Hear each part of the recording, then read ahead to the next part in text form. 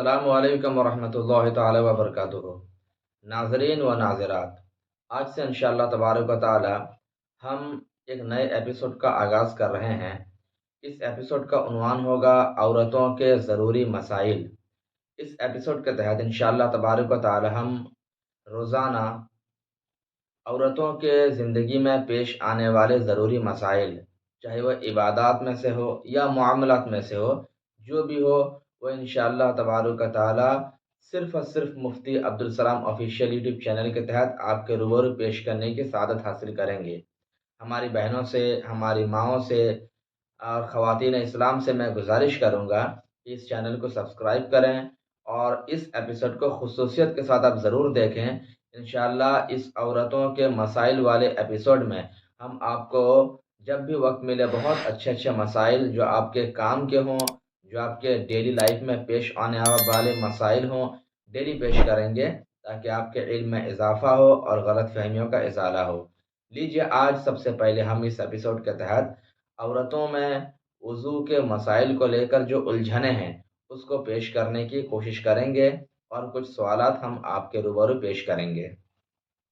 سب سے پہلا سوال ہمارے سامنے ہے کہ لمبے ناخنوں سے وضو پر کوئی اثر پڑے گا یا نہیں۔ سب سے پہلے ہمیں جاننا ضروری ہے کہ عورتوں کے لیے بھی وضو کے مسائل وہی ہیں جو مردوں کے لیے ہیں، صرف کچھ جگہوں پر خاص کچھ تبدیلیاں ہیں، کچھ فرق ہے جسے ہم جاننے کی کوشش کریں گے۔ وضو میں 4 باتیں فرض ہیں، آپ پہلے اتنا جان لیں، 4 باتیں فرض ہیں۔ سب سے پہلا فرض وضو میں پورے چہرے کا دھونا، یعنی بال جمنے کی جگہ سے لے کر ٹھوڑی کے نیچے تک، ایک کان کے لو سے لے کر دوسرے کان کے لو تک، یہ چہرے کا دائرہ ہوا، پورے چہرے کا دھونا یہ فرض ہے۔ دوسرا فرض ہے دونوں ہاتھوں کو کوہنی سمیت دھونا، یہ کوہنی والا حصہ ہے، دونوں ہاتھوں کو کوہنی سمیت دھونا، یہ دوسرا فرض ہے۔ تیسرا فرض وضو کے اندر سر کے 4 حصوں میں سے کم ایک حصے کا مسح کرنا، یہ فرض ہے۔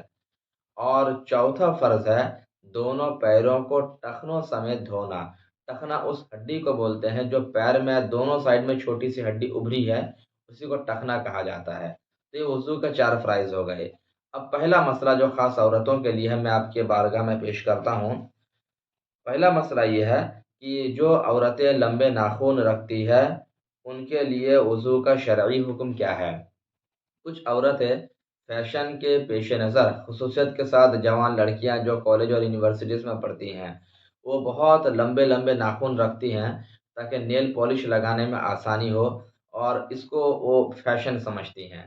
تو ایسی بچیوں کے لیے، لڑکیوں کے لیے وضو کا حکم، دیکھیے اس صورت میں وضو صحیح طریقے سے نہیں ہو پائے گا، کیونکہ ظاہر سی بات ہے جب ناخن لمبے ہوں گے تو ناخن کے نیچے جو انگلی کا آخری حصہ ہے جس کو انگلی کا سرا کہا جاتا ہے، وہاں تک پانی نہیں پہنچے گا، اور جب اس حصے تک پانی نہیں پہنچے گا تو وضو مکمل نہیں ہوگا، کیونکہ وضو میں انگلیوں کے سرے سے لے کر یہاں اسٹارٹنگ پوائنٹ سے لے کر یہاں سے لے کر کوہنی سمیت یہاں تک دھلنا فرض ہوتا ہے، یہ وضو میں۔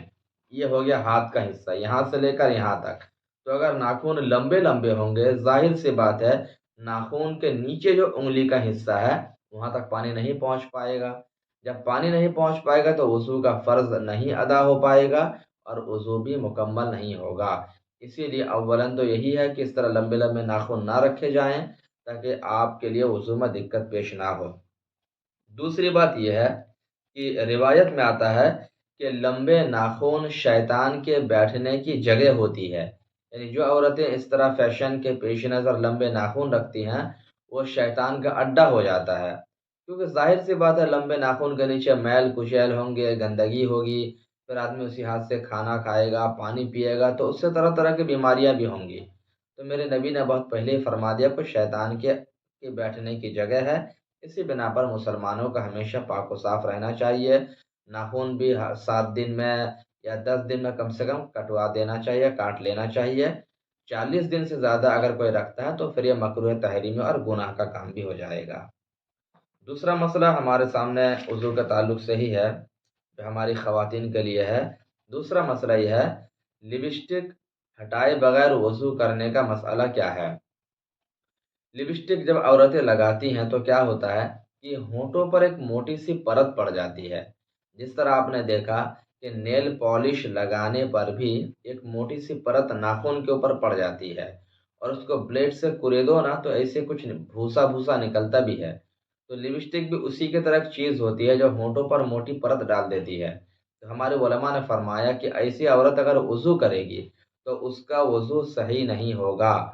ہاں، اگر اسے وضو کرنا ہے تو پہلے اچھے طریقے سے لپسٹک کو چھڑا لے، چھڑانے کے بعد پھر وہ وضو کرے، تاکہ ہونٹ تک نیچے تک پانی پہنچ جائے اور اس کا وضو ہو جائے۔ کیونکہ چہرہ دھلنا وضو کے اندر فرض ہے، اور چہرے کے دائرے میں ہونٹ کا یہ ظاہری حصہ بھی شامل ہے جس میں عورتیں لپسٹک لگاتی ہیں۔ تو اگر وضو بنانا ہے تو پہلے لپسٹک کو صاف کر لیں، پھر اچھے طریقے سے وضو بنائیں۔ اور یہی حکم مسکرہ اور آئی لائنر کا بھی ہے۔ جو ہماری بہنیں اور خواتین اسلام آئی لائنر کا یوز کرتی ہیں یا مسکرہ لگاتی ہیں، تو مسکرہ اور آئی لائنر میں بھی ایک گاڑھا پن ہوتا ہے۔ آپ نے دیکھا بھی ہوگا کہ اس کی ایک پرت پلکوں کے اوپر پڑ جاتی ہے۔ تو ظاہر سی بات ہے، جب وہ وضو کریں گے تو وضو کا پانی پلک تک نہیں پہنچ پائے گا۔ تو اسی لیے جو عورتیں نماز کی پابند ہو، اولاً تو انہیں ایسی چیزوں سے بچنا چاہیے، لیکن کوئی اگر لگاتی بھی ہیں تو انہیں چاہیے کہ وضو سے پہلے اچھے طریقے سے ان چیزوں کو دھل کر صاف کر لے، چاہے لپسٹک ہو، نیل پالش ہو، مسکرہ ہو یا آئی لائنر ہو، کچھ بھی ہو، ان کو صاف کر لے۔ اس کے بعد پھر وہ اچھے طریقے سے وضو بنا لے۔ یہی اس کا مسئلہ ہے۔ ایک اور سوال وضو کے تعلق سے ہماری خواتین کے لیے ہی ہے۔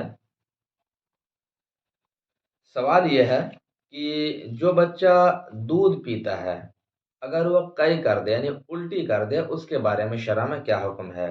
اصل میں معاملہ یہ ہے کہ ہماری کچھ بہنیں یہ سمجھتی ہیں کہ چھوٹے بچے اگر الٹی کر دے تو ان کی الٹی سے کپڑا ناپاک نہیں ہوتا ہے، وہ یہ سمجھتی ہیں۔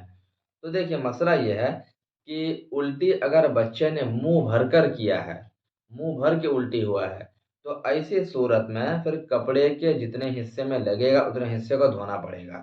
یعنی اگر آپ کے ہاتھ کی ہتھیلی کی گہرائی جو آپ دیکھ رہے ہیں، اگر تقریباً اتنے حصے میں لگ جائے تو پھر اس صورت میں کپڑے کا دھونا واجب ہوگا۔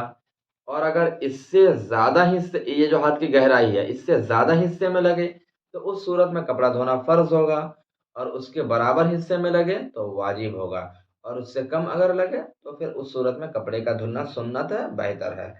تو پتہ چلا کہ بچہ چاہے چھوٹا ہو چاہے بڑا ہو، بہر صورت اگر منہ بھر کے الٹی ہو رہی ہے، وومیٹنگ ہو رہی ہے، تو اس صورت میں وہ نجس ہے اور اس سے کپڑا ناپاک ہو جائے گا۔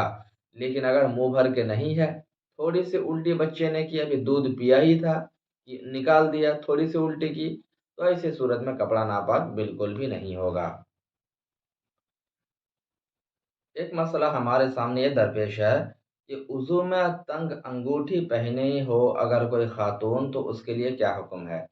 یعنی اگر انگلی میں اتنی تنگ رنگ پہنی ہے، انگوٹھی پہنی ہے کہ اس کے نیچے بالکل جگہ خالی نہیں ہے، تو ایسی خواتین کے لیے شرع کا حکم یہ ہے کہ جب وہ وضو کرے تو انگوٹھی کو تھوڑی ہلا لے تاکہ اس کے نیچے تک پانی پہنچ جائے۔